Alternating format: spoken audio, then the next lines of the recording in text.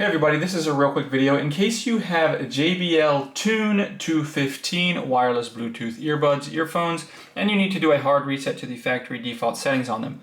Now you're going to want to do this reset for one of two reasons. The first one is troubleshooting.